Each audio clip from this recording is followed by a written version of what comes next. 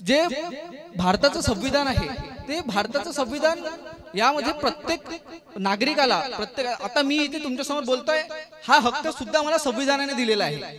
म्हणजे आपल्या प्रत्येक गोष्टीमध्ये आपल्या प्रत्येक दिवसाच्या किंवा सगळ्या एकूण एका गोष्टीमध्ये संविधानाचं खूप मोठं योगदान इथे आहे।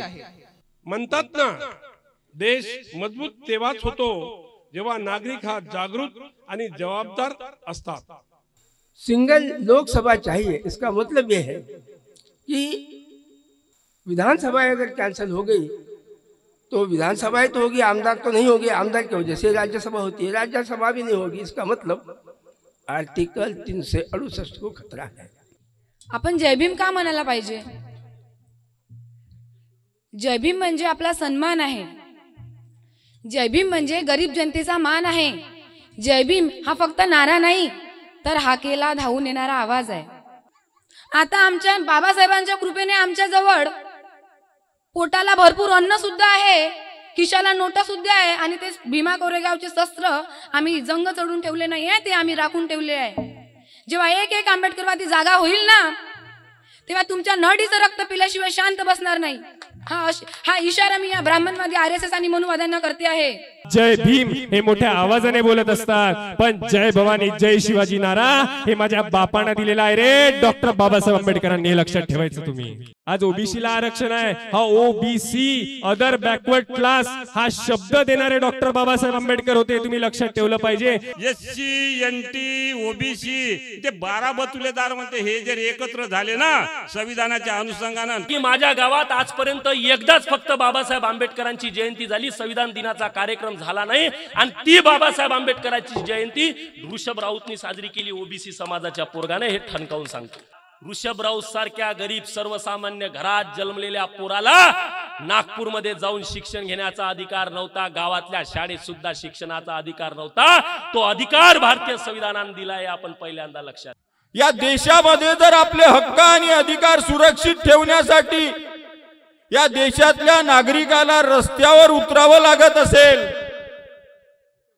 आपल्याला गोळी झेलावं लागत असेल, ऊन वारा पावसामध्ये आंदोलन करावं लागत असेल, तर हे समजून घ्यायचं की हा देश संविधानाच्या माध्यमातून चालत नाही।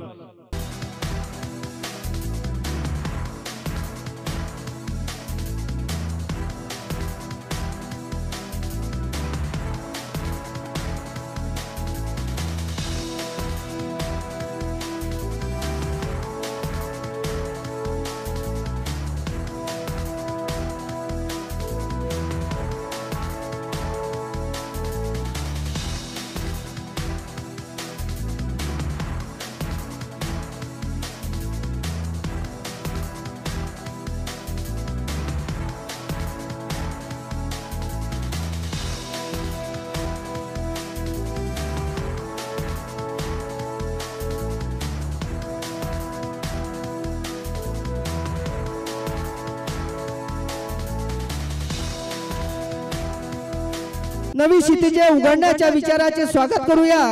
प्रज्ञा तेवत ठेवणाऱ्या विवेकाला सोबत करूया।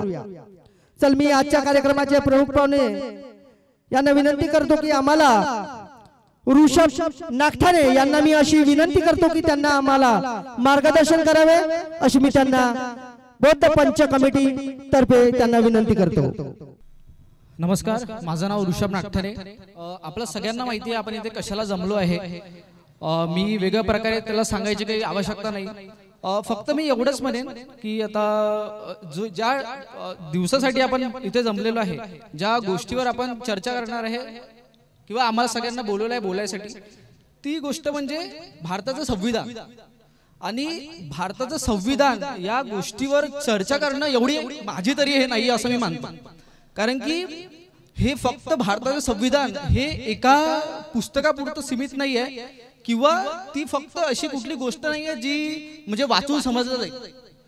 आणि जेव्हा मी गोष्ट करतो भारताचं संविधान तेव्हा आपण एका व्यक्तीला कधीच विसरू नाही शकत, ते म्हणजे महामानव डॉक्टर बाबासाहेब आंबेडकर।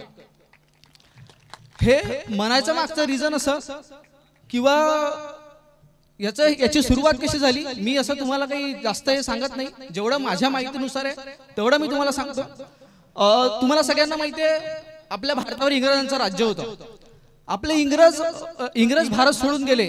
त्याच्यानंतर भारतापुढे सगळ्यात मोठा प्रश्न असा होता की आता जी न्याय व्यवस्था आहे, जे काही आपलं राजनैतिक आहे, सामाजिक आहे, ज्या सगळ्या गोष्टी आहेत याचं ताळमेळ कसं बसेल किंवा मग या सगळ्या गोष्टी कोण घडवून आणेल आणि याचं काय करता येईल, या सगळ्या गोष्टींसाठी एक समिती नेमण्यात आली. त्याला म्हणतो आपण मसुदा समिती.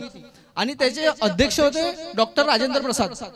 आणि डॉक्टर राजेंद्र प्रसाद यांनी एक ड्राफ्टिंग कमिटी नेमली. त्या ड्राफ्टिंग कमिटीचं काम असं होतं की जे काही आहे, जे भारताचं संविधान आज आपल्या समोर आहे, त्या संविधानावर ते संविधान कोण बनवेल, कोण त्याची निर्मिती करेल, यासाठी त्यांनी ड्राफ्टिंग कमिटी नेमली. आणि त्या ड्राफ्टिंग कमिटीचे अध्यक्ष होते डॉक्टर बाबासाहेब आंबेडकर. आणि या सगळ्यामध्ये एक गोष्ट आपल्याला विसरून चालणार नाही, भारताचं जे संविधान आहे त्याची तुम्ही पहिली ओळ जर ऐकली असेल तर त्याचं आहे आम्ही भारताचे लोक. हे फक्त असंच जसं आपण वाचतो आम्ही भारताचे लोक असं का बरं लिहिलं आहे, याच्या मागचं रिझन असं आहे की हे जे संविधान आहे या संविधानात कोणीही लहान नाही, कोणीही मोठा नाही, सर्व समान आहे. आणि जेव्हा भारताच्या संविधानाची जेव्हा निर्मिती होत होती तेव्हा प्रत्येक प्रश्न, प्रत्येक ओळ जी आहे ती खूप विचार करून लिहिण्यात आलेली आहे. ते एकूण एका गोष्टी मागे एवढा तर्क आहे जे आपण समजू सुद्धा नाही शकत. एवढा त्या गोष्टी मागे तर्क आहे, एवढी त्या गोष्टीमध्ये एवढं डीप सगळ्या गोष्टीचं अनालिसिस करून ते संविधान बनवलेलं आहे. भारताबरोबर इंग्रजांनी पुष्कळ देश स्वतंत्र केले, कारण की इंग्रजांच्या गुलामगिरी पुष्कळ देश होते, त्यामधला भारत एक देश आपला होता.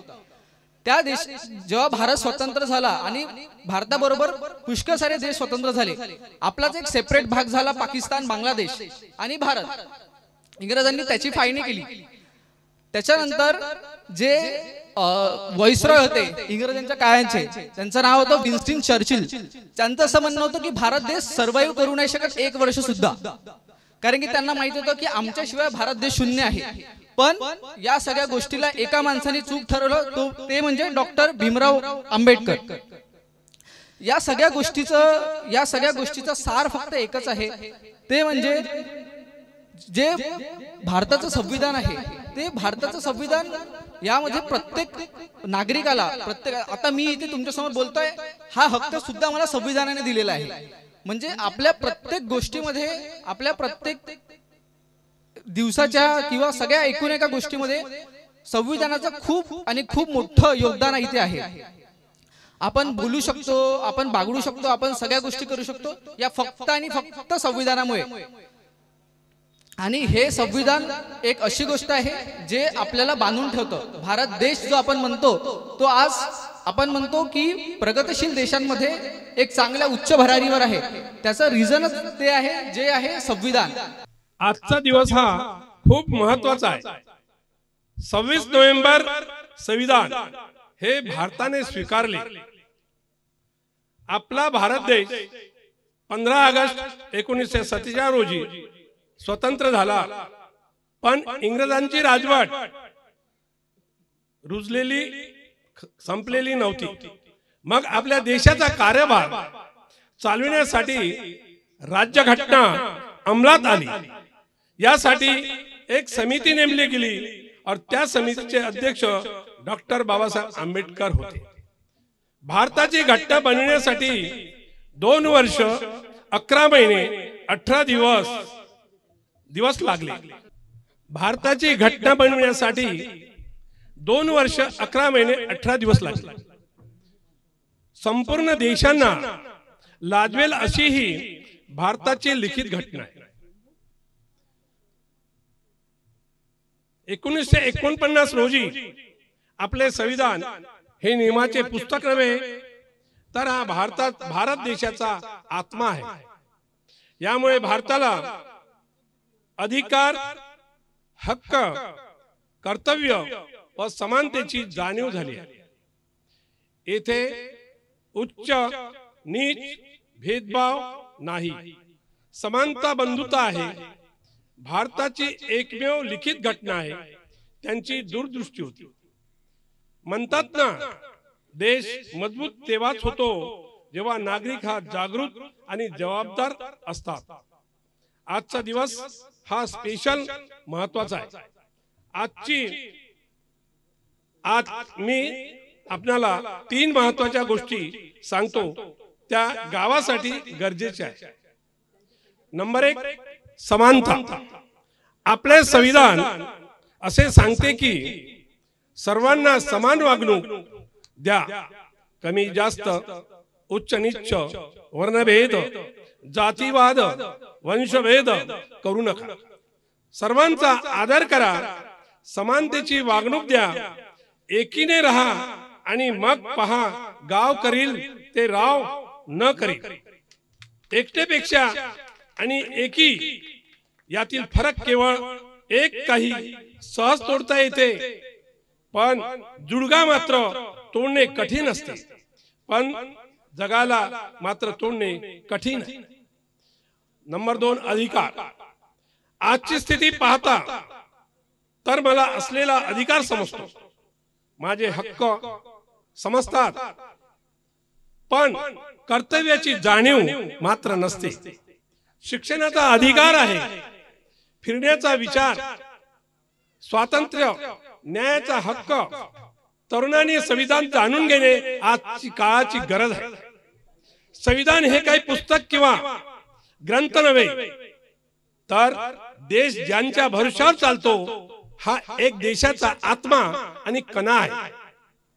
हे संविधान तरुणांना मोठे स्वप्न बघण्याची आणि त्यांना पूर्ण करण्याची ताकद देतात. नंबर 3, जबाबदारी. आपल्याला हक्क समजतात पण कर्तव्य समजत नाही. आपल्याला काय पाहिजे ते समजते, पण काय द्यायचे ते समजतच नाही. गाव स्वच्छता, शिक्षण, एकमेकाचा व छोट्यांचा मान सन्मान करणे हे आपले आद्य कर्तव्य. आपण अधिकाऱ्यासोबत, शासनासोबत चांगले बनण्याची तरतूद करतो. यामध्ये एकमेकांना मदत केली पाहिजे, शिक्षणाला महत्त्व दिले पाहिजे. प्राथमिक शिक्षण ही आजची काळाची गरज आहे, हे सर्वांनी समजून घेतले पाहिजे. आता आपला देश वरील 3 गोष्टीमुळे मजबूत होईलच. आपण सर्वांनी मजबूत व्हायला हवे, म्हणजे ही सुरुवात आपल्या गावातूनच करूया. त्याप्रमाणे 78 वर्ष आधी स्त्री पुरुषांचा, जाती जमातीचा, गरीब श्रीमंतांचा, अशिक्षित सुशिक्षितांचा असा सर्व विचार करणारा प्रतिभावान व्यक्ती म्हणजे राज्यघटनेचे शिल्पकार डॉक्टर बाबासाहेब आंबेडकर यांना शतशः प्रमाण करतो. पुन्हा शेवटी मी शपथ सांगतो,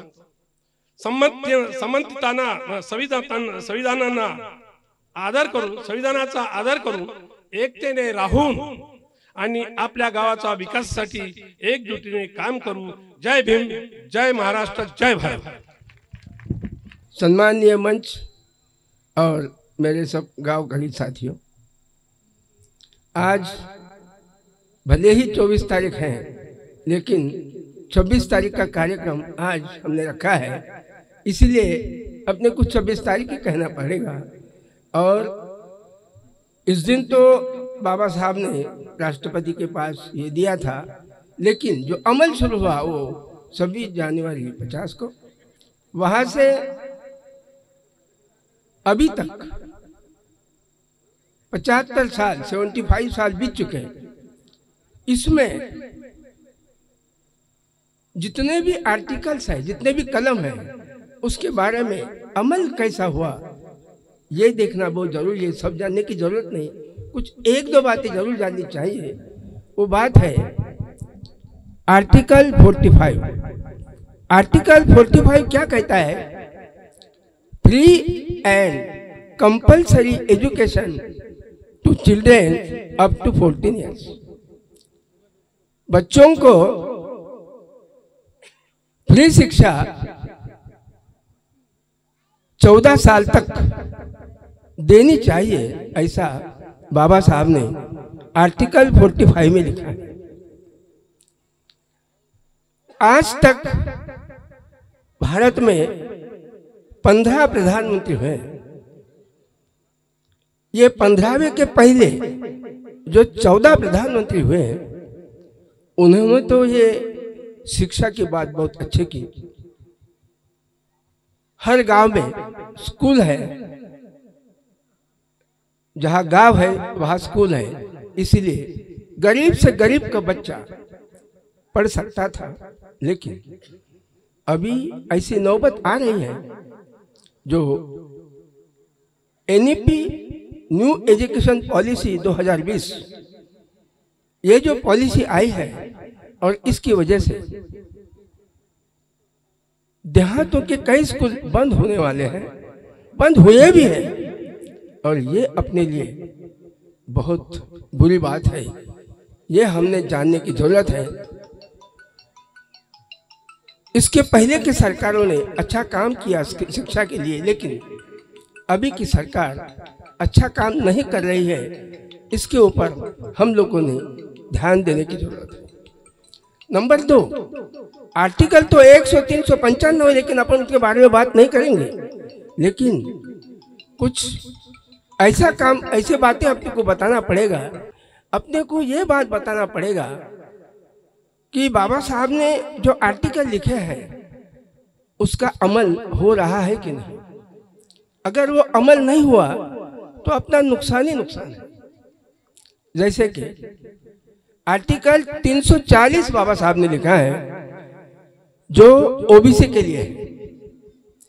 आर्टिकल 340 है, the president may appoint commission, the president may appoint a commission to investigate the condition of other backward classes socially and educationally.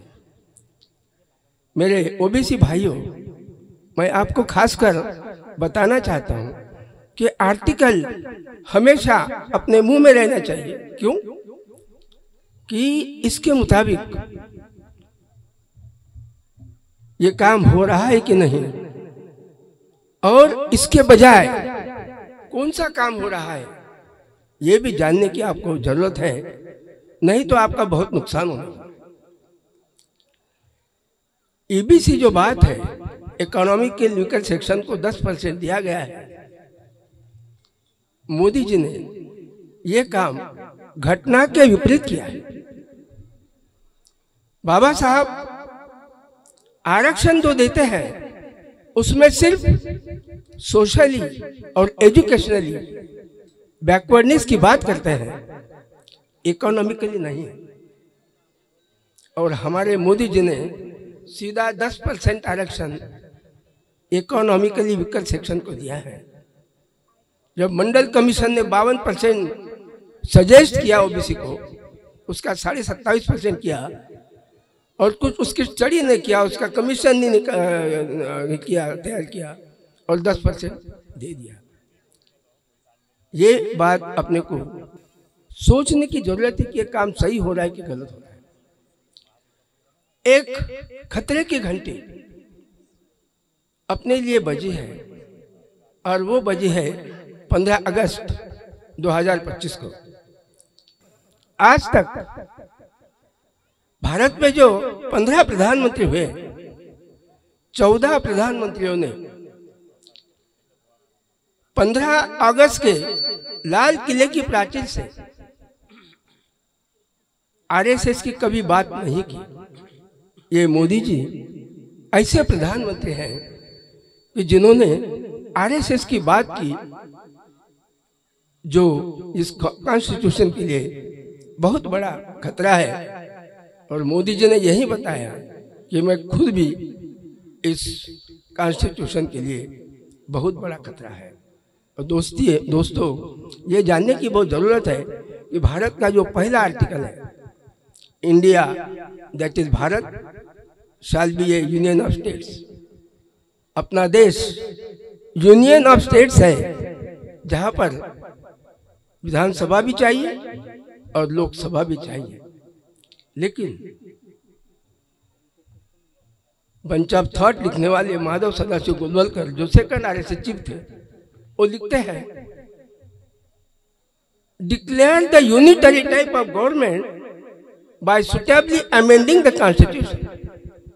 बाबा साहब यूनियन ऑफ स्टेट्स लिखते हैं, संघ राज्य लिखते हैं भारत को, लेकिन आरएसएस के संघ चालक शेखर यूनिटरी बनाओ। मुझे भी समझ में नहीं आ रहा था ये क्या बात है। मैं वो किताब पढ़ते गया 293 पेज नंबर आया, वहां पर लिखा था, dissolve the state assemblies, one single elected parliament at the center can very well satisfy the demand of democracy। देखो कितना बड़ा खतरा है, बाबा साहब की घटना को कितना बड़ा खतरा है। आज हम संविधान दिन पर प्रोग्राम दे रहे हैं, हमें यह भी जानने की है कि बाबा साहब के घटना को कितना बड़ा खतरा है। बाबा साहब लोकसभा भी चाहते हैं, विधानसभा भी चाहते हैं, लेकिन आरएसएस के माधव सदाशिव गोलवलकर विधानसभा नहीं चाहते, सिर्फ लोकसभा ही चाहते हैं। इसका मतलब जो अभ्यास करने वाले हैं कॉन्स्टिट्यूशन का, वो 368 कलम को अच्छी तरह से जानते हैं, जिसमें आर्टिकल का अमेंडमेंट होता है 3 टाइप्स। सिंपल मेजॉरिटी, जहां 543 में 272 सांसद होते हैं उसे सिंपल मेजॉरिटी कहते हैं, और सिंपल मेजॉरिटी से कुछ आर्टिकल अमेंड होते हैं। स्पेशल मेजॉरिटी 2/3 मेजॉरिटी, यानी तो 543 में 370 जब सांसद होते हैं कुछ आर्टिकल पास करने के लिए, तो उसे स्पेशल मेजॉरिटी कहते हैं, लोकसभा में भी और राज्यसभा में भी। और तीसरी एक ऐसी बात है, स्पेशल मेजॉरिटी विथ रैटिफिकेशन, यानी 370 आउट ऑफ 543 370 तो चाहिए, लेकिन जितनी भी अपने भारत में विधानसभाएं हैं उससे 50% से एक ज्यादा होनी चाहिए, तभी वो फेडरल स्ट्रक्चर के आर्टिकल खत्म होता है। मेरे खासकर मिश्राम साहब को ये बात समझ में आई होगी कि अगर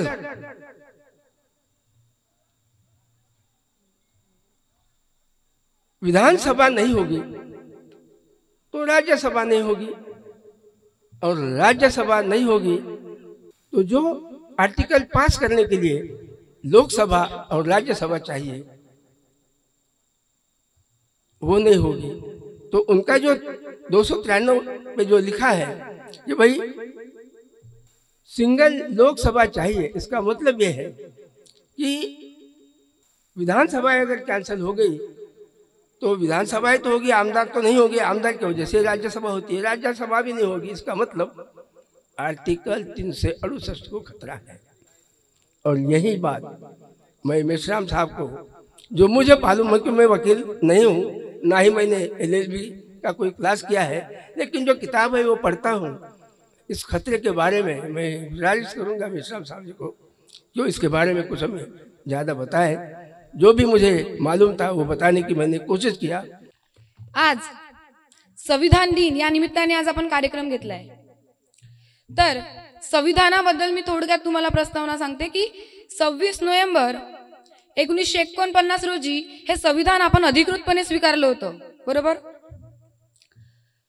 पुढे 26 जानेवारी 1950 ला आपण याची अंमलबजावणी केली, म्हणजे आपण ते लागू केलं असं म्हणतात। तर संविधान दिन हा आपण कधीपासून साजरा करतो? 2015 माननीय नरेंद्र जी मोदी पंतप्रधान सध्याचे, त्यांनी अशी घोषणा केली होती, स्वातंत्र्याचे 75 वर्ष कंप्लीट झाले होते तेव्हा, की 26 नोव्हेंबर हा दिवस संविधान दिन म्हणून साजरा करण्यात यावा, आणि तेव्हापासून आपण हा दिवस संविधान दिन म्हणून साजरा करतो। जेव्हा आपण संविधानावर बोलतो तर मुळात संविधान म्हणजे काय हे आपल्याला माहीतच नसते। आता संविधान म्हणजे नेमकं काय हे समजून घेणे फार गरजेचे असे मला वाटते। तर या देशात बोलायचे कसे, वागायचे कसे, चालायचे कसे, मरायचे कसे, आणि एखाद्याने आपल्यावर जर अन्याय केला तर त्याला उत्तर द्यायचे कसे, यासाठी एक कायद्याचं पुस्तक लिहिण्यात आलं, आणि ते पुस्तक दुसरं तिसरं नसून ते पुस्तक म्हणजे संविधान आहे. मग माझ्या भावा बहिणीला, माझ्या मायबापाला, माझ्या इथे बसलेल्या सगळ्या मान्यवरांना प्रश्न पडेल की जेव्हा संविधान नव्हतं तर हा देश कसा चालायचा? हा देश चालत होता जाती व्यवस्थेवर, वर्ण व्यवस्थेवर, मनुस्मृतीवर. एखाद्या उच्च वर्णीयांचा एखाद्या तरुणीला जाणीवपूर्वक हात लागला असेल तर काही एक रक्कम घेऊन तिला सोडून द्यायचं, त्याला सोडून दिला जात होतं. पण चुकून एखाद्या अस्पृश्य समाजातील तरुणाचा एखाद्या मुलीला, तरुणीला हात लागला तर त्याचे पाय कापले जायचे. ही जाती व्यवस्था, ही वर्ण व्यवस्था त्यावेळची होती. मग बाबासाहेबांनी संविधान पकडलं आणि लिहिलं असं झालं असेल का? त्यासाठी भरपूर अडचणी आल्या आणि असं मुद्दामच झालं नाही. तर बाबासाहेबांचे वडील रामजी आंबेडकर यांना या जाती व्यवस्थेची संपूर्ण माहिती होती. त्यांनी बाबासाहेबांना लहानपणापासूनच ही जाती व्यवस्था काय आहे, हा अन्याय काय आहे याबद्दल त्यांना सांगितलं. बाबासाहेब शाळेला जायचे, इतर मुलांसोबत त्यांना बसू दिलं जात नव्हतं. इतर मुलांसोबत त्याला डबा खाऊ द्यायचे नाही. डबा खाल्ल्यानंतर जे पाणी लागतं तो चपराशी यायचा आणि वरून पाणी बाबासाहेबांच्या ग्लासात टाकायचा, तेव्हा बाबासाहेब पाणी प्यायचे. आणि जर एखादी दिवस चपराशी आला नाही तर बाबासाहेब बिना पाण्याने दिवसभर राहायचे. अशी वेळ त्यावेळची होती. पुढे बालमनाचे बाबासाहेब घरी आले आणि आपल्या आईला विचारतात, आई आपण अस्पृश्य का आहोत ग? माता रमाई उत्तर देते, एका पुस्तकात लिहून आहे म्हणे. ते पुस्तक कोणतं? मनुस्मृतीचं. बाबासाहेब म्हणतात, आई अगं पुस्तकात चुकीचं सुद्धा लिहून असू शकते ना ग. जेव्हा मला संधी मिळेल तेव्हा मी असं पुस्तक लिहेल की त्यात कोणीही खालचा, कोणीही वरचा, कोणीही लहान, कोणीही मोठा नसेल. पुढे बाबासाहेब उच्च शिक्षण घेतात, परदेशामध्ये जातात. परदेशामधून पूर्ण शाहू महाराजांच्या मदतीने त्यांनी जे पूर्ण उच्च शिक्षण घेतलेलं असते ते घेऊन ते भारतामध्ये वापस येतात आणि एका ठिकाणी नोकरी करतात, एका कार्यालयामध्ये नोकरी करतात. तेव्हा काय होतं, त्या कार्यालयामध्ये जो त्यांचा असिस्टंट असतो तो वरून फाईल फेकतो. ह्या घडलेल्या गोष्टी आहे, आपल्याला ऐकायला काही वाटत नाही पण त्यावेळी घडलेल्या गोष्टी आहे. वरून फाईल फेकायचे आणि चुकून बाबासाहेबाचा हात लागला ना तर तो गोमित्र बाबासाहेबांच्या अंगावर फेकायचे. कधी पाणी द्यायचे नाही. पाण्यासाठी सुद्धा बाबासाहेबांना त्रास सहन करावा लागला. त्यावेळी बाबासाहेबांना ते सहन झालं नाही. बाबासाहेब बडोद्याला येताना एका स्टेशनवर थांबतात आणि विचार करू लागतात, आज मी एवढं उच्च शिक्षण घेतलं आहे, एवढं उच्च शिक्षण घेऊन सुद्धा मला हे सहन करावं लागत आहे. विचार करा माझ्या समाजाला काय सहन करावं लागत असेल हो. बाबासाहेब डोळ्यात पाणी आणतात. बाबासाहेब डोळ्यात पाणी आणतात आणि संकल्प घेतात. त्यावेळे संकल्प घेतात की मी माझ्या समाजाची अस्पृश्यता नष्ट केल्याशिवाय शांत बसणार नाही. आणि वही पेन काढून लिहत बसतात. तेव्हा तिथे परदेशी पत्रकार येतो आणि म्हणतो, बाबासाहेब रात्र झाली आहे, सर्व झोपले आहे, तुम्ही अजूनही जागे आहेत. त्यावर बाबासाहेबांचं उत्तर असते, मी अजूनही झोपलेला नाही, कारण माझा समाज जागा आहे. माझा समाज अजूनही जागा झालेला नाही, मी म्हणून जागा आहे. बाबासाहेबांनी समाजासाठी आणि माझ्यासाठी, तुमच्यासाठी इतका संघर्ष केला. त्याच्यावर मी 2 लाईनी तुम्हाला सांगते. बा भीमा, तुझ्या संघर्षाने आमच्या पायात असलेली शतकानुशतकांची बेडी तुटली आणि वंचितांच्या हृदयामध्ये स्वाभिमानाची मशाल पेटली. तू दिलं ते शिक्षण नव्हतं फक्त, तू दिलं ते शस्त्र होतं अन्यायाच्या भिंती कोसळणारं. तू दिला तो स्वाभिमान नव्हता फक्त, ते कवच होतं आम्हाला अभेद्य करणारं. तू दिलेला प्रकाश हा केवळ दीप नव्हता, तो ज्वालामुखी होता ज्याने दडपशाहीच्या महलांना राख करून आमच्या वंचितांच्या झोपडीमध्ये उजेड पेळला. तू आमचा तारणहार नाहीस तर आमचं भविष्य घडवणारा ज्वालामुखी आहेत. तू आमचं आजचं बळ नाही तर उद्याचं भविष्य आहे. बाबासाहेब केवळ महामानव नाही तर असमानतेवर मिळवलेला आमचा विजय आहे, तुमचा विजय आहे, माझा विजय आहे. पण बाबासाहेबांनी सर्वात आधी 27% आरक्षण ओबीसी समाजाला दिलं आहे. आणि या मनुवाद्यांना माहिती आहे की सगळ्यात जास्त जनसंख्या, लोकसंख्या असलेला समाज जर कोणता असेल तर ओबीसी समाज आहे. आणि ओबीसी समाजांना मानसिक गुलाम करण्याचं काम या मनुवाद्यांनी केलं आहे. कारण यांना माहिती आहे की जोपर्यंत ओबीसी समाज गुलाम राहणार नाही तोपर्यंत सत्ता यांच्या हातात टिकून राहणार नाही. मला एक अजून शोकांतिका इथे व्यक्त करावं वाटते. बाबासाहेबांबद्दल कोणी अपशब्द बोलतो. बाबासाहेब आज भारताची म्हणजे सगळ्यात वरिष्ठ वकील CJI म्हणतात त्याला, चीफ जस्टिस ऑफ इंडिया, त्यांच्यावर जुता फेकला जातो. कोणी संविधानाच्या प्रती जाळतात. तर सगळ्यात आधी समोर येणारा समाज जर कोणता असेल तर आंबेडकरी समाज आहे. का बाबासाहेबांनी फक्त SC लोकांसाठी सगळं केलं का? SC ST OBC हे बहुजन आहे. आणि OBC वर्ग म्हणजे अदर बॅकवर्ड क्लास यांचं सुद्धा कर्तव्य आहे की संविधान कसं जपायचं आहे. या स्टेजच्या माध्यमातून मी या OBC वर्गांना इशारा करते की जेव्हा आम्ही 500 होतो, अंगावर कपडे नव्हते, खिशात नोटा नव्हत्या, 500 नी 28,000ला कापून फेकलं, माहिती आहे ना. आता आमच्या बाबासाहेबांच्या कृपेने आमच्या जवळ पोटाला भरपूर अन्न सुद्धा आहे, खिशाला नोटा सुद्धा आहे. आणि ते भीमा कोरेगावचे शस्त्र आम्ही जंग चढून ठेवले नाही आहे, ते आम्ही राखून ठेवले आहे. जेव्हा एक एक आंबेडकरवादी जागा होईल ना तेव्हा तुमच्या नडीचं रक्त पिल्याशिवाय शांत बसणार नाही. हा इशारा मी या ब्राह्मणवादी RSS आणि मनुवाद्यांना करते आहे. आज माझा आवाजही खराब आहे. बाबासाहेबांवर बोलण्यासाठी मी एवढी मोठी नाही आहे.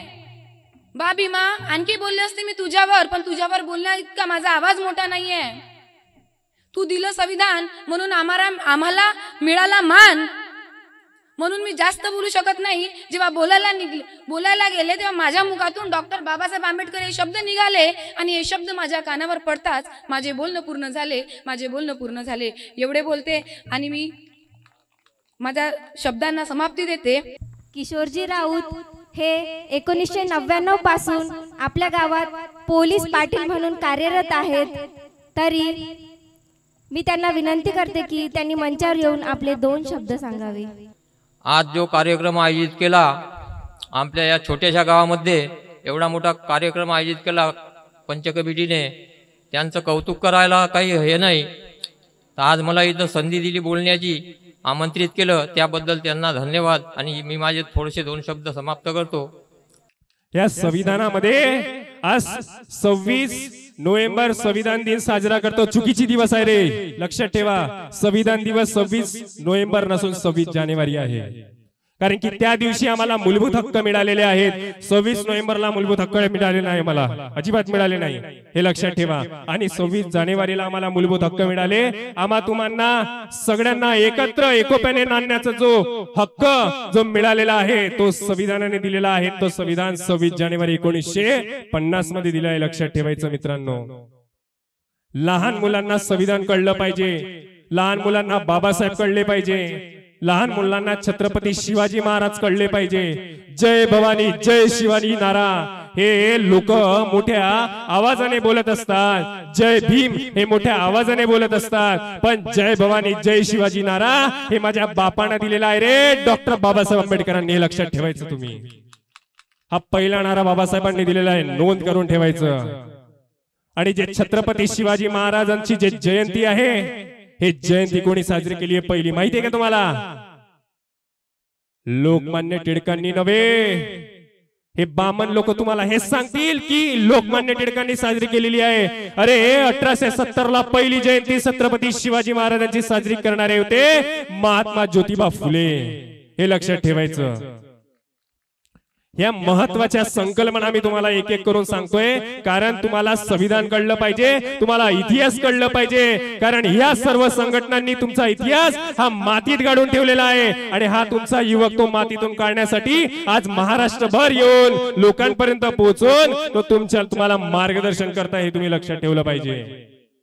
माझे सध्या तरी कार्यक्रम पुणे, सातारा, सांगली, माडसिरस त्या साईडला होत असतात आणि इकडे भंडारा गोंदियाकडे होत असतात.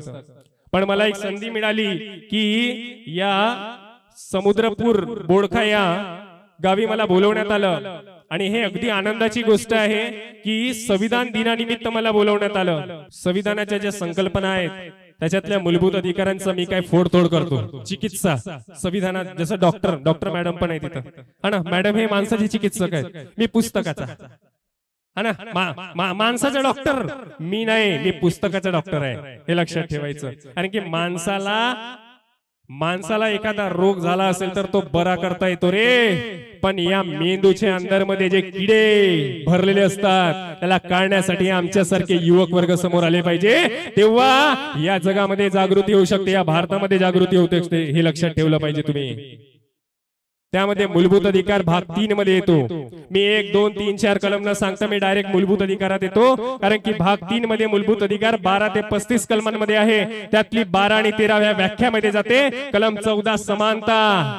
इथं सर्व एकोप्याने आणलेले आहेत, स्त्री असो पुरुष असो, हे समानतेचा अधिकार आहे. अपवाद राज्यपाल आणि राष्ट्रपती. त्याच्यातली कलम 15 धर्म, वंश, जात, लिंग, जन्म ठिकाण या सर्वांमध्ये भेदभाव करता येणार नाही. म्हणजे एखादा पोरगा मेला तर त्याला कुठे नेता येते रे? स्मशानभूमीत नेता येतं, बरोबर आहे? आधी नाही न्यायचे रे, आधी मनुस्मृती लागू होती. मनुस्मृतीच्या वेळेमध्ये संविधान हा लागू नव्हता, त्यावेळेवर तुमच्या सतीला जायच्या बाया.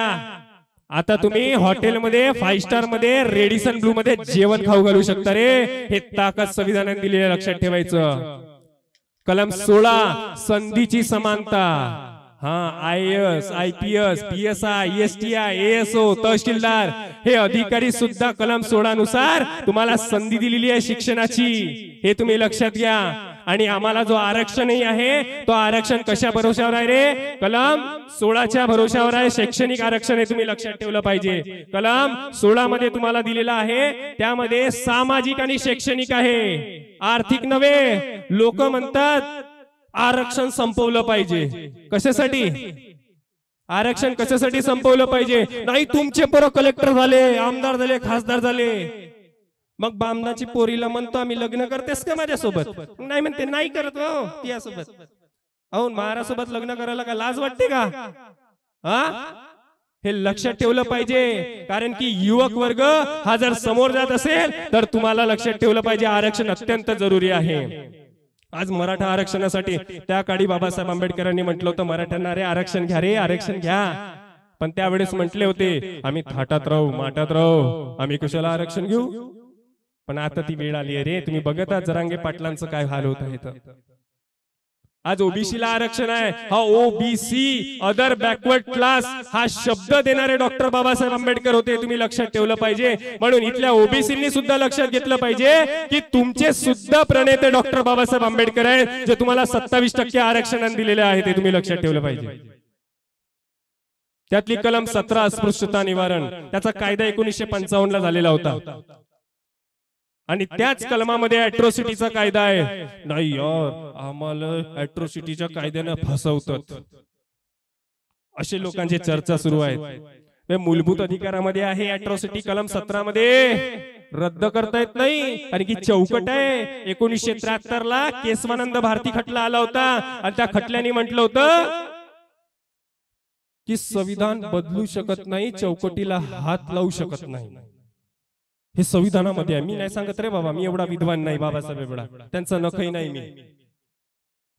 पण डॉक्टर बाबासाहेब आंबेडकरांचे विचार हे लोकात पोहोचवण्याची जी संधी मला मिळालेली आहे, वयाच्या 26व्या वर्षी मी तुमच्या सोबत बोलत आहे. जास्त वय नाही माझी, 26 वर्ष आहे. पण लोक घाबरतात, लई घाबरतात मध्ये. या कोटला पोरगा आला म्हणते तिथे बोलावले. हे शिक्षणाची ताकद आहे. हे कशाची ताकद आहे? शिक्षणाची ताकद आहे.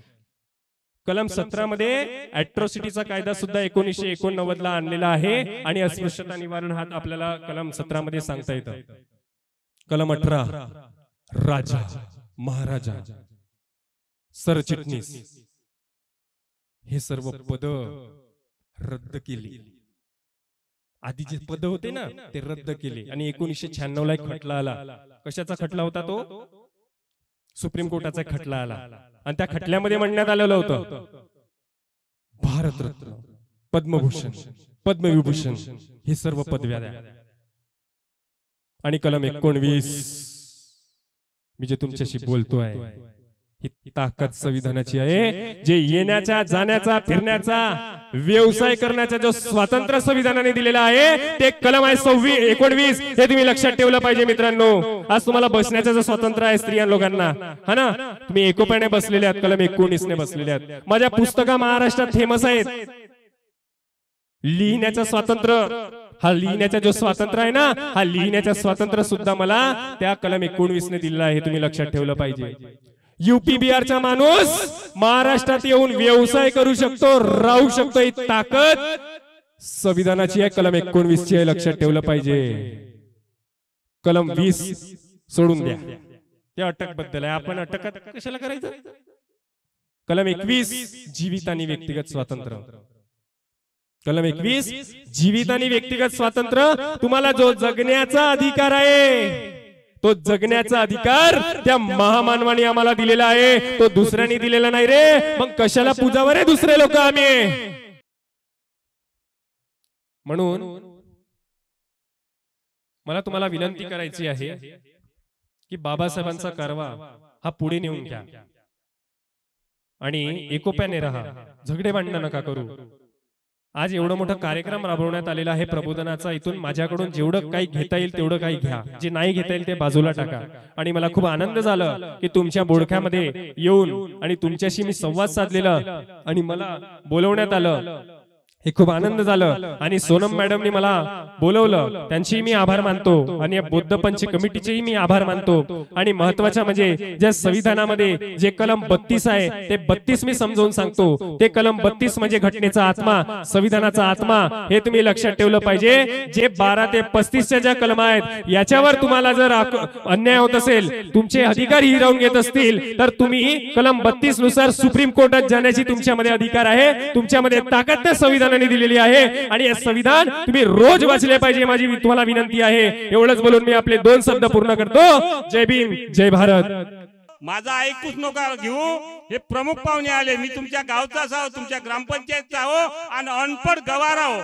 पण बाबासाहेब आंबेडकरांनी जे तुम्हाला संदेश दिला याबद्दल मला थोडक्यात सांगायचं आहे. ज्यानं संविधान स्वीकारलं असेल, ज्याने संविधानाची माहिती असेल, त्यांनी खरोखर संविधानासारखे वागलं ना, तर मी सांगतो या देशातला किती बदमाश असेल तुम्हाला झुकल्याशिवाय राहणार नाही, हे आवाज देऊन सांगतो. याचं कारण असं आहे, ज्या संविधानामध्ये आता तुम्ही ऐकलं, या कायद्याची तरतूद केली आहे. या कायद्यामध्ये असं सांगते का बदमाशाच्या विरुद्धामध्ये जो कायदा केला कोर्टात बी जाता येते. मला वाटते 32 काहीतरी कलम सांगितले नाही का, म्हणजे असं कुठंतरी जाता येते. आपल्याला आपला निर्णय सांगता येते, आपल्याला पुढचं पाऊल उचलता येते. पण तवा कवा वाचान तवा वाघासारखे नाही तर डोकरासारखे जगून काही मानवामध्ये जन्म घेऊ नका रे बापुरे.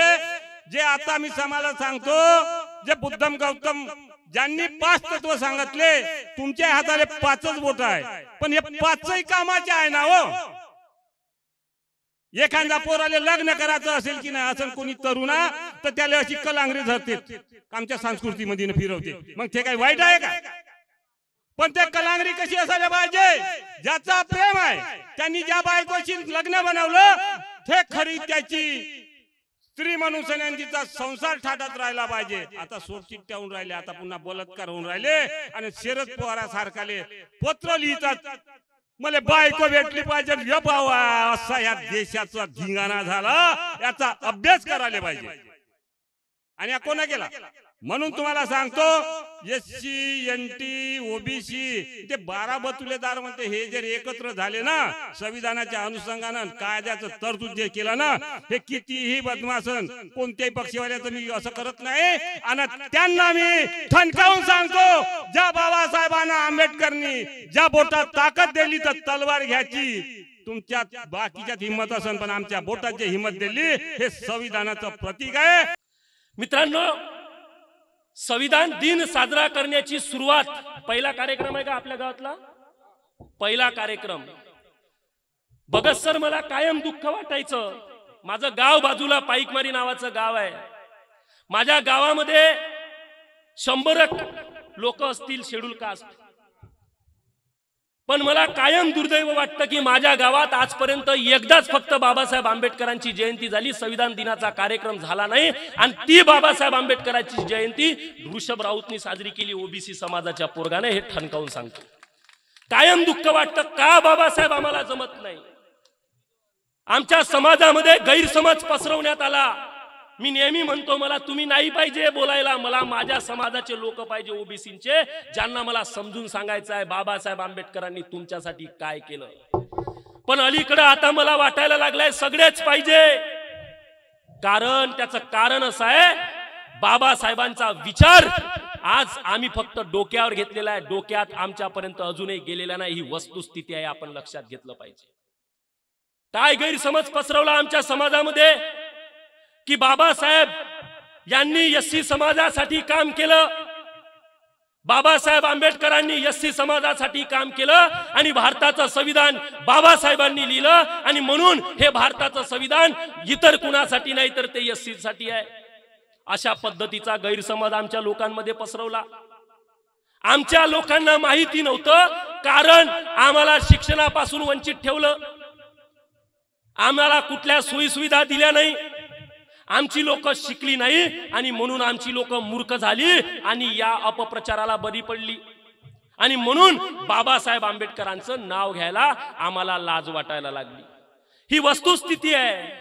पण आम्हा मूर्खांना हे कोण सांगेल, अरे बाबासाहेब आंबेडकरांनी लिहिलेलं संविधान हे फक्त एका जातीसाठी धर्मासाठी नव्हे तर या देशातल्या प्रत्येक घटकासाठी लिहिलेलं हे संविधान आहे. मग तो एससी असो, एसटी असो, ओबीसी असो, मायनॉरिटी असो, शीख असो, मुसलमान असो, प्रत्येक जाती धर्मासाठी लिहिलेलं हे संविधान आहे. हे संविधान असं आहे, एक विचारवंत म्हणतो की हे संविधान जगाच्या कुठल्याही कानाकोपऱ्यामध्ये नेऊन ठेवा आणि ते जसंच्या तसं जगातल्या कुठल्याही कानाकोपऱ्यामध्ये लागू झाल्याशिवाय राहणार नाही, असं हे भारताचं संविधान आहे. अमेरिकेमधला एक विद्वान तत्वज्ञानी होता आणि बाबासाहेबांनी जेव्हा हे संविधान लिहिलं त्याला प्रश्न विचारण्यात आला. त्याचं नाव मला आता आठवत नाही भगत सर, पण त्याला प्रश्न विचारण्यात आला, पोरग जन्माला याच्या पूर्वीपासून तर मरेपर्यंत, मसनात जाईपर्यंत, म्हणजे मी जन्माला यायच्या आधीच भारतीय संविधानानं माझ्यासाठी काय काय प्रिकॉशन माझ्या आई आणि बापानी सरकारने घेतलं पाहिजे हे संविधानात बाबासाहेब आंबेडकरांनी लिहून ठेवलेलं आहे. आणि म्हणून मी म्हणतो की संविधान पोरग जन्माला यायच्या आधी, पोटात असतापासून तर मरेपर्यंत प्रत्येक हक्क अधिकार प्रदान करते, त्याचं संरक्षण करते. तुम्ही म्हणाल मरेपर्यंत कसं? मी मेल्यावर मला जाळायचं, मला गाडायचं की मला माझं काय करायचं याचा अधिकार माझा आहे आणि तो भारतीय संविधानाने दिलेला आहे. मला कोणी म्हणू शकत नाही की तुला दफनवतो तू किंवा तुला जाडतो. भारतीय संविधानाने दिलेला अधिकार आहे की त्याच्या मर्जीनुसार, इच्छेनुसार त्याचा अंतिम संस्कार झाला पाहिजे. मी इथं बोलतोय, हा बोलण्याचा अधिकार मला भारतीय संविधानाने दिलेला आहे. मी व्यवस्थेच्या विरोधातही बोलू शकतो कारण हा अधिकार मला भारतीय संविधानाने दिलेला आहे. हे संविधान आहे.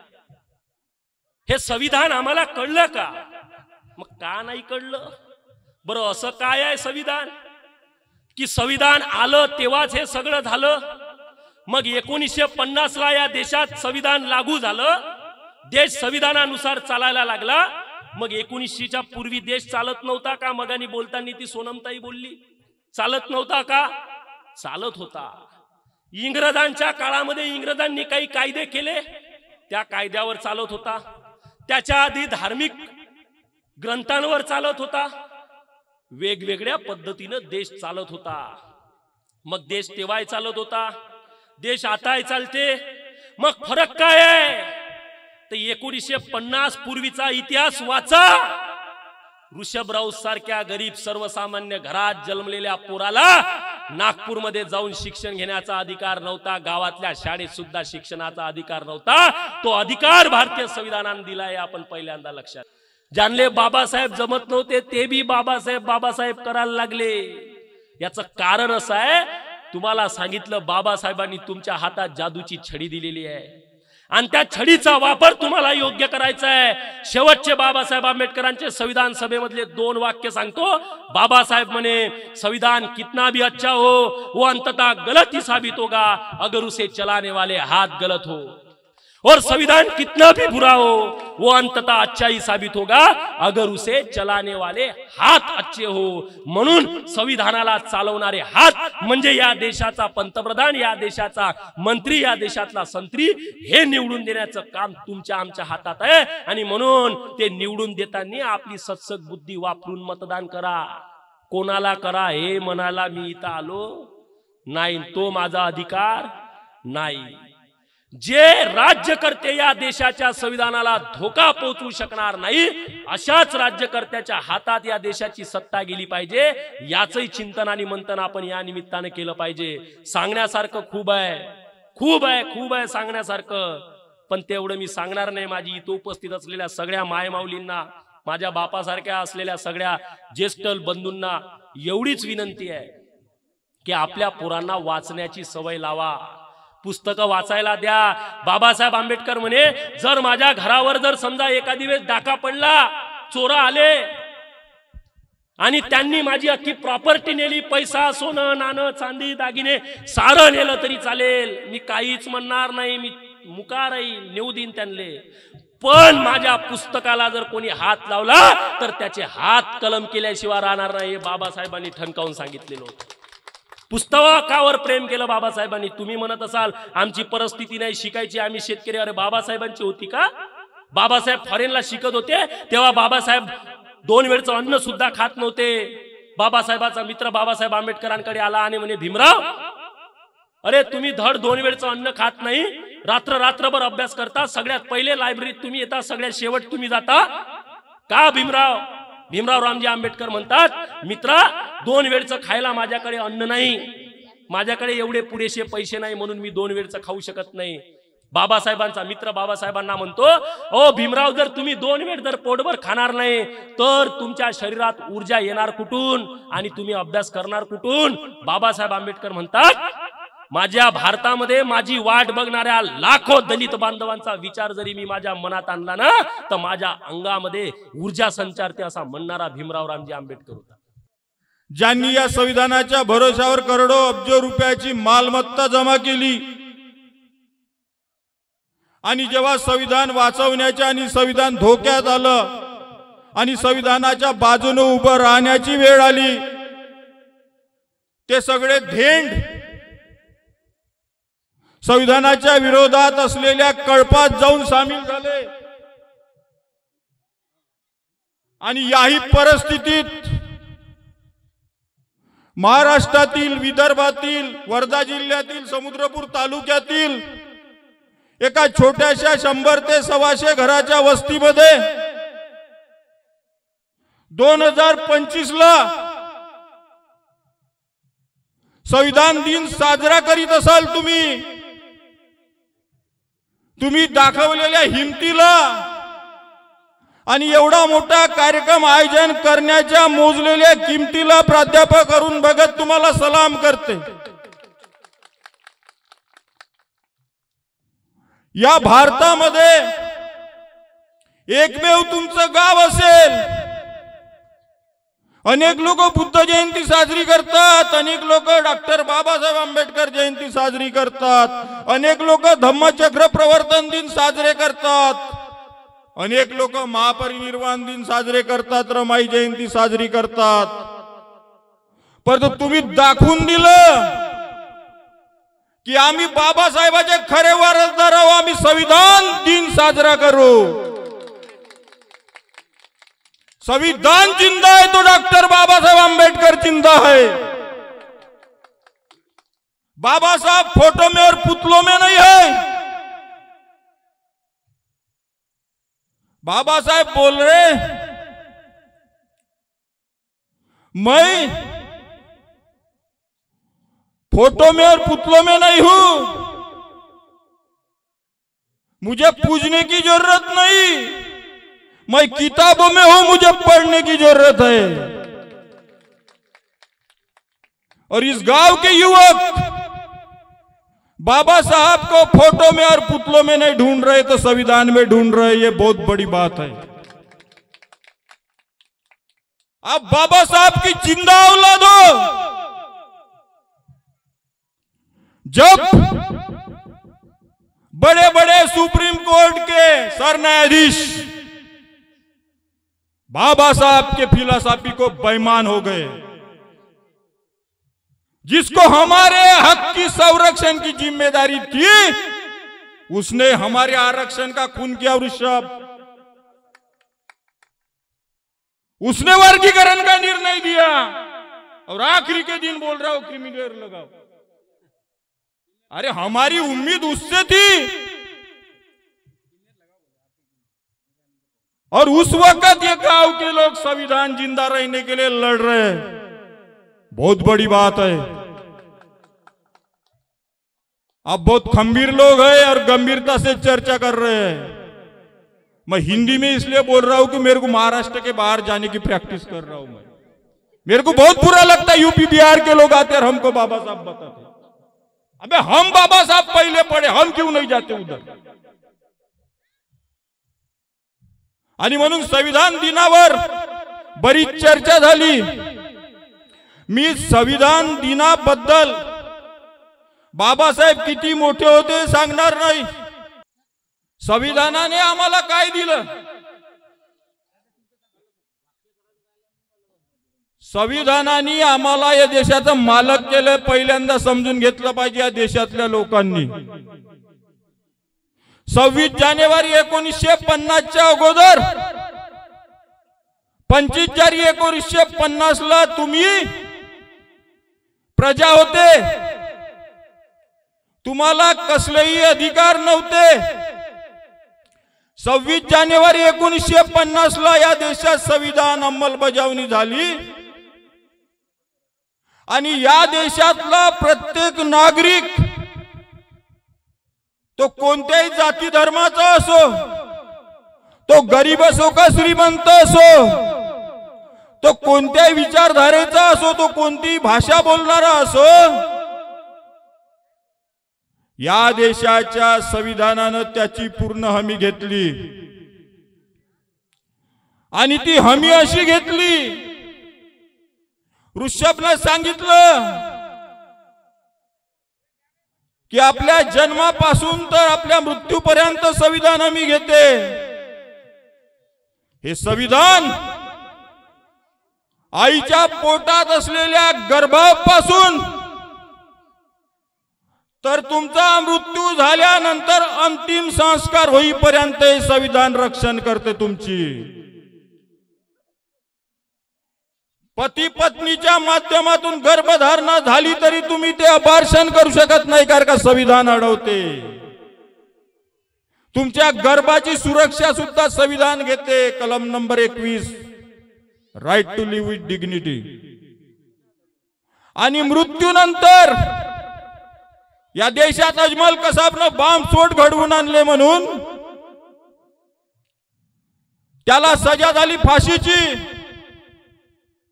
पण फाशीची सजा झाल्यानंतर त्याच्या मृत्यूचा अंतिम संस्कार मात्र मुस्लिम धर्माप्रमाणे त्याच्या धर्मगुरूकडून करून घ्यावा लागला या देशाला, कारण की संविधान त्याच्या अंतिम संस्कारापर्यंत हमी घेते। आणि म्हणून या देशातल्या लोकांनी समजून घेतलं पाहिजे की हे संविधान आमचे हक्क आणि अधिकाराचं संरक्षण करते। मित्र हो, संविधानामुळे हा देश एक झाला, नाहीतर हा देश एक नव्हता। या देशामध्ये 500 संस्थान होते आणि 2-3 जिल्ह्याचे राजे होते। परंतु 26 जानेवारी 1950 ला हे संविधान लागू झालं आणि हा संपूर्ण देश एक झाला आणि म्हणायला लागला आम्ही भारताचे लोक। म्हणजे आम्ही काय झालो? आम्ही भारताचे लोक झालो। कशामुळे झालो? संविधानामुळे झालो मित्रांनो। आणि म्हणून संविधानाचं रक्षण करणे, हे जे संविधान आहे,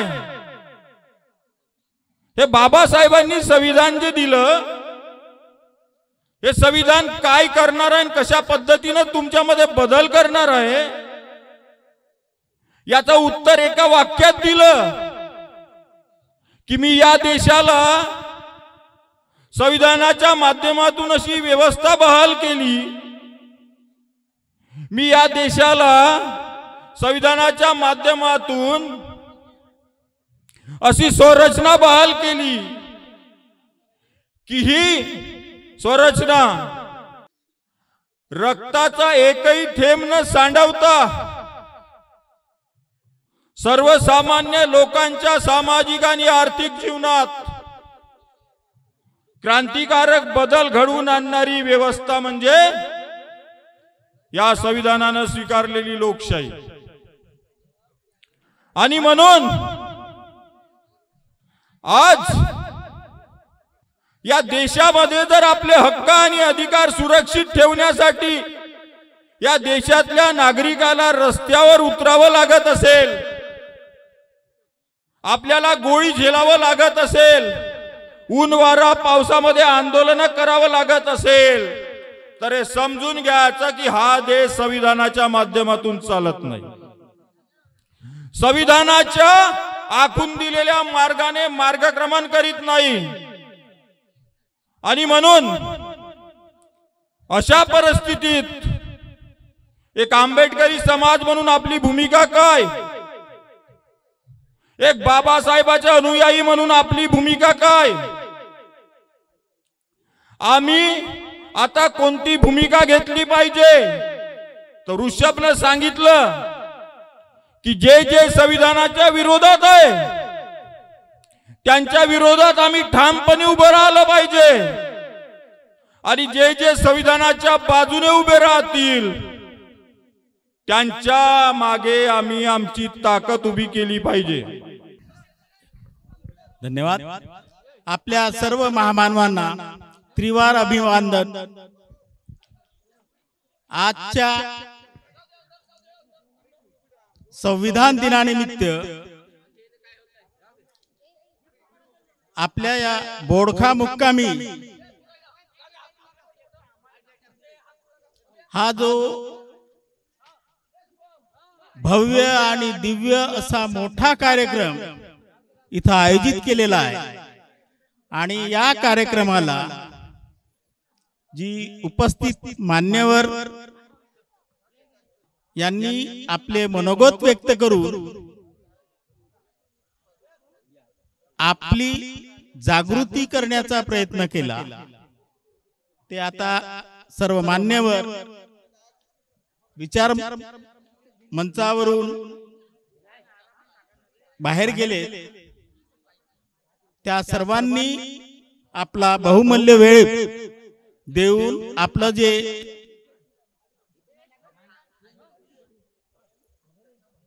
वैचारिक प्रबोधन केलं त्या सर्वांचं मी बौद्ध पंच कमिटी बोडखा यांचं मनापासून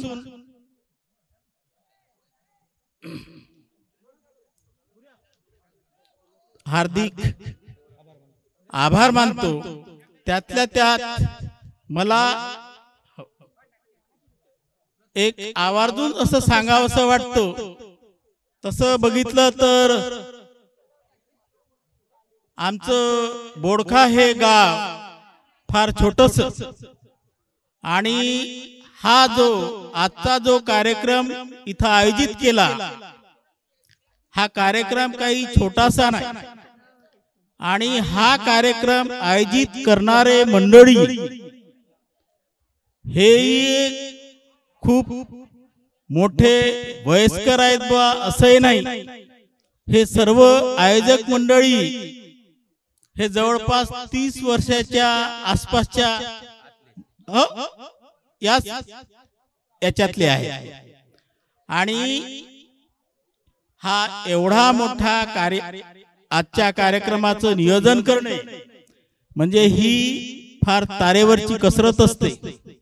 गाव छोटस, परंतु या कार्यक्रमामध्ये आयोजकांनी जे तन मन धन वेळ या सर्व गोष्टीचा आणि मनात जिद्द की आपण जे ठरवलं ते तो कार्यक्रम आपण कोणत्याही परिस्थितीत पूर्ण करूच, ही जी जिद्द त्या लोकांनी मनात ठेवली होती आणि मला असं वाटतंय की खरोखर त्या सर्व तरुणांच्या जिद्दीला त्यांच्या प्रयत्नाला आपण माझी सलाम. आजच्या ह्या कार्यक्रमाला पाहुणे मंडळी म्हणून जे ऋषभ राऊत, सुनील वानखेडे, रामभाऊ राऊत साहेब, मोरेश्वर नगराळेजी जे आमच्या गावाचे आणि आमचे आदर्श आहेत, किशोर राऊत, अरुण भगत, ऋषभ नागठाणे, सोनूताई घुबडे, समीर शेख, सोनम मेंढे, अखिल मेश्राम या सर्वांचे मी बौद्ध पंच कमिटी बोडखांच्या वतीने आभार मानतो, धन्यवाद देतो. आणि या आजच्या कार्यक्रमाची जी आयोजन समिती आहे त्या आयोजन समितीचे अजय नगराळे, अभि नगराळे, मयूर भगत, शुभम मून, संघर्ष मून, शरद भगत, प्रतीक नगराळे या सर्वांचे आणि आजच्या कार्यक्रमाचं जे सुयोग्यरित्या संचालन करणारे महेंद्र मून आणि श्रुती नगराळे यांचंही सुद्धा आम्ही या निमित्तानं आभार मानतो.